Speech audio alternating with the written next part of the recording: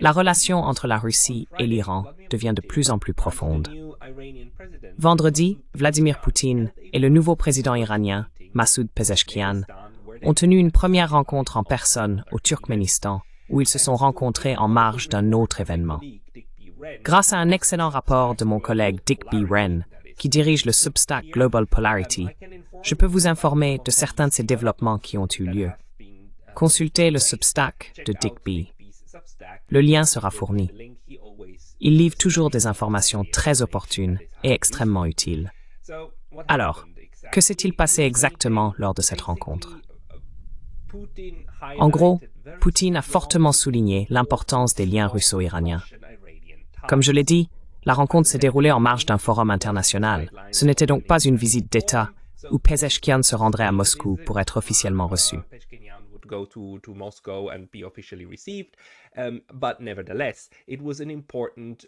Mais néanmoins, c'était une première rencontre officielle importante entre les deux dirigeants. En plus de louer la relation entre les deux pays, Poutine a également remarqué que le chiffre d'affaires commercial a de nouveau augmenté cette année, après une baisse l'année dernière, et il a noté la tendance positive globale. Il a également souligné l'alignement entre la Russie et l'Iran sur diverses questions internationales, en indiquant que les deux nations partagent souvent des perspectives similaires sur les événements mondiaux. Il a ensuite félicité l'Iran pour être devenu membre à part entière de l'Organisation de coopération de Shanghai et des BRICS, et a invité Pezeshkian au prochain sommet des BRICS à Kazan, qui aura lieu les 23 et 24 octobre, où une autre réunion bilatérale est prévue.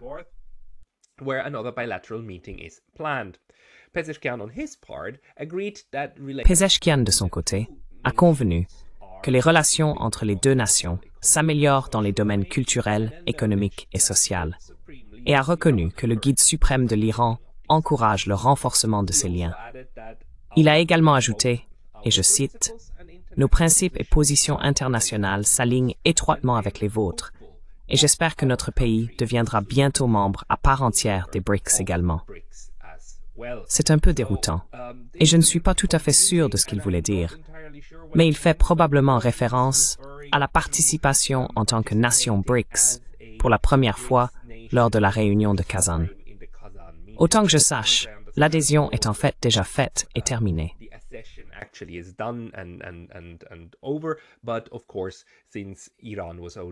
Mais bien sûr, puisque l'Iran n'a été admis aux BRICS que l'année dernière, il n'a pas encore officiellement siégé à la même table lors d'une réunion au sommet, et cela se produira à Kazan.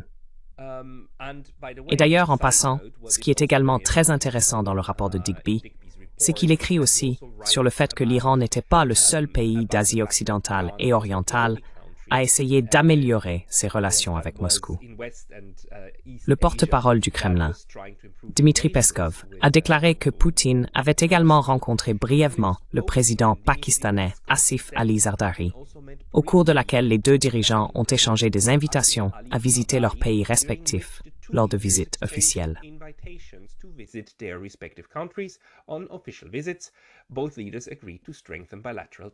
Les deux dirigeants ont convenu de renforcer les liens bilatéraux dans tous les domaines. De plus, selon Peskov, Poutine a ensuite rencontré Numan Kurtulmus, président de la Grande Assemblée turque, et ils ont brièvement échangé des points de vue dans la continuité de la conversation qu'ils avaient eue précédemment à Moscou. Poutine a dit qu'il attendait avec impatience de rencontrer le président Erdogan au sommet des BRICS à Kazan. N'est-ce pas fascinant que la Turquie soit apparemment attendue à la réunion de Kazan? Je veux dire apparemment, la Turquie a envoyé une demande pour devenir membre des BRICS. Je ne suis pas entièrement sûr que ce soit effectivement ce qui va se passer.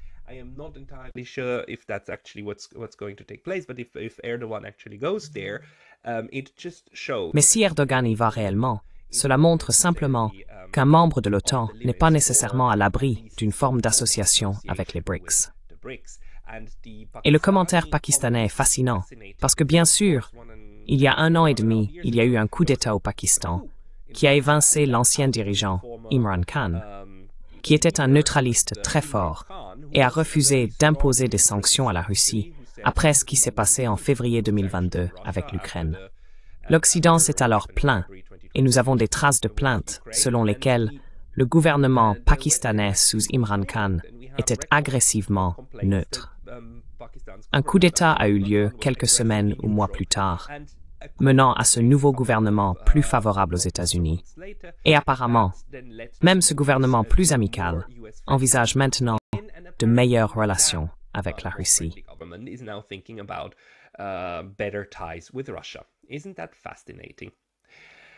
N'est-ce pas fascinant? Tout cela survient maintenant à la suite de l'approfondissement des relations entre la Russie et l'Iran, qui aboutira probablement à la signature d'un accord de partenariat stratégique. Pour récapituler, le président Poutine a approuvé le 19 septembre la signature d'un accord de partenariat stratégique global avec Téhéran, le qualifiant apparemment d'opportun et devant être signé au plus haut niveau.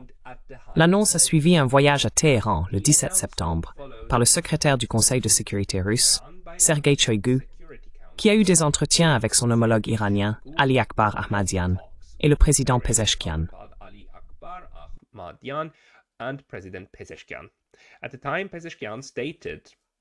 À l'époque, Pezeshkian a clairement déclaré que, et je cite, « Notre objectif est de cultiver un partenariat qui non seulement résiste aux défis externes, mais qui s'épanouit également dans un esprit de respect mutuel. » Il a également souligné que la coopération peut aider à détourner les sanctions imposées à la fois à Moscou et à Téhéran.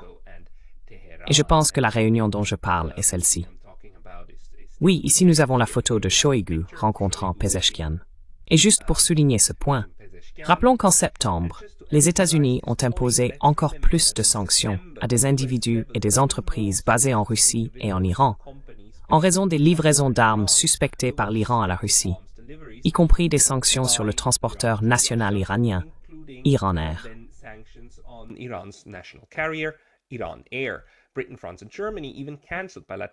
La Grande-Bretagne, la France et l'Allemagne ont même annulé des accords bilatéraux de services aériens avec Téhéran, restreignant la capacité d'Iran Air à voler vers le Royaume-Uni, tandis que l'Allemagne a déclaré qu'elle travaillerait à imposer des sanctions à Iran Air. L'Iran a réciproqué, et c'est le même genre de situation que nous avons vu avec l'interdiction des transporteurs aériens privés russes d'entrer dans l'espace aérien de Luluberon. La même chose se passe maintenant avec l'Iran. Il est important de noter que l'Iran déclare officiellement ne pas avoir livré de missiles à la Russie, ce qui est l'accusation. L'accusation a également été avancée par Radio Free Europe.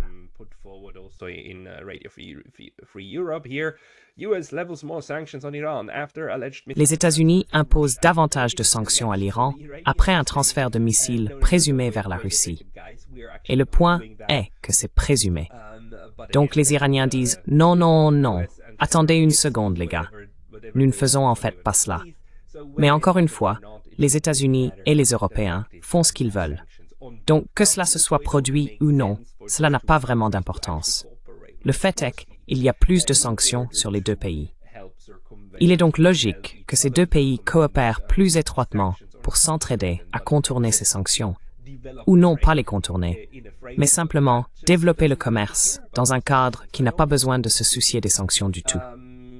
Tout cela est écrit par Digby Wren dans cet article Persian Fire.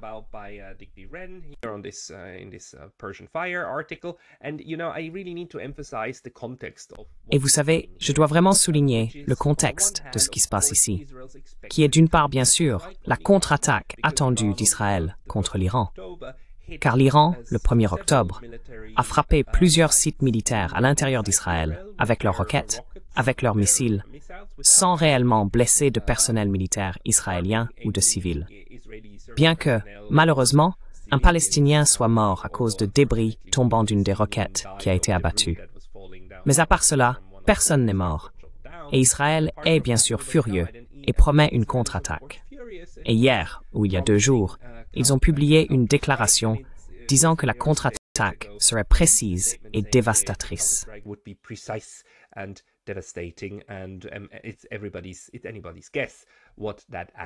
Et c'est à chacun de deviner ce que ça signifie réellement. Et dans ce contexte, nous avons cette rencontre entre Pezeshkian et M. Poutine. Et il est maintenant assez clair que la coopération militaire et les liens de sécurité entre eux se renforcent et que M. Poutine a tout intérêt à s'assurer que l'Iran ne tombera pas, en gros, sous une attaque israélienne ou israélo-américaine. Car cela compliquerait évidemment tout à sa frontière sud. Donc, les discussions portent sur le fait que ce sont en réalité les Russes qui envoient des systèmes de missiles et des systèmes d'interception à l'Iran en ce moment. Mais nous ne savons pas exactement ce qui se passe.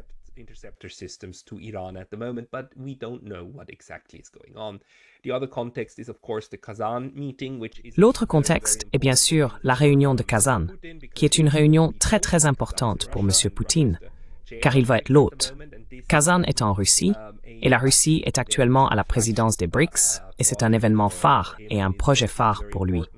Et il sera très important que tout le monde soit présent. Donc, en regardant maintenant le calendrier, il y a bien sûr un très grand danger qu'Israël frappe effectivement l'Iran peu avant la réunion de Kazan pour rendre impossible le voyage de M. Pezeshkian en Russie, ce qui serait déjà un coup dur. Cela pourrait être quelque chose.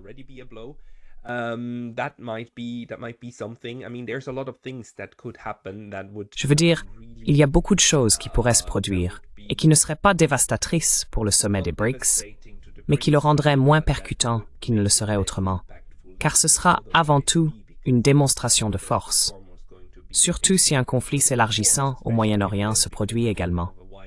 M. Erdogan de Turquie ne pourrait pas se rendre à Kazan. Cela rendrait la situation encore plus regrettable, du point de vue russe, si cela se produisait. Il y a donc beaucoup de potentiel en ce moment dans ces 2-3 prochaines semaines, en fait dans les 2 prochaines semaines, pour que des événements se produisent qui pourraient changer la situation militaire en Asie de l'Ouest.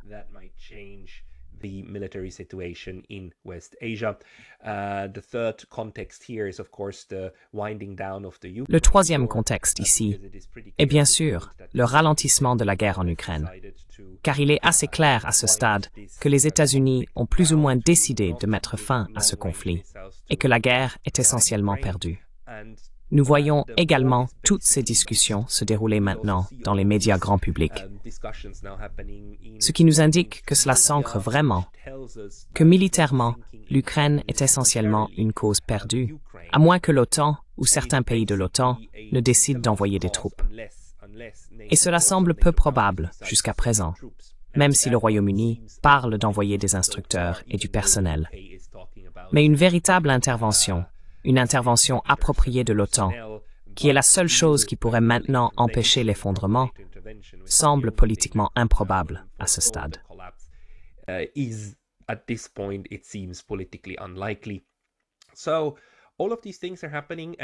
Donc, toutes ces choses se produisent, et il semble que nous passions d'un focus sur l'Ukraine à l'Iran, et peut-être cette réunion ici, et cette collaboration russo-iranienne.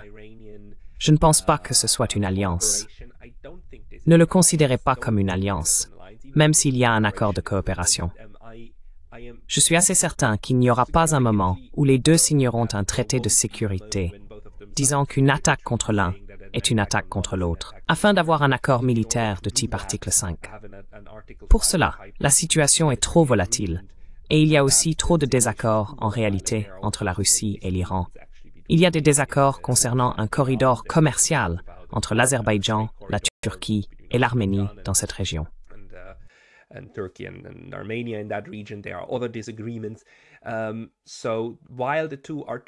Il y a d'autres désaccords. Donc, bien que les deux essaient de travailler ensemble, il y a aussi des obstacles structurels et des insécurités qui, à mon avis, rendent une alliance de sécurité solide improbable. Cependant, il est clair que la Russie essaie de soutenir l'Iran afin de, si possible, prévenir une guerre plus large, surtout une qui impliquerait directement les États-Unis. La Russie, en ce moment, signale qu'elle est intéressée par une Asie de l'Ouest stable et non par un autre front potentiel qui pourrait compliquer tout pour sa politique étrangère. Et la Russie regarde clairement vers Kazan. Cela dit, merci beaucoup de votre écoute aujourd'hui. À la prochaine. With this said, thank you very much for listening today. See you next time.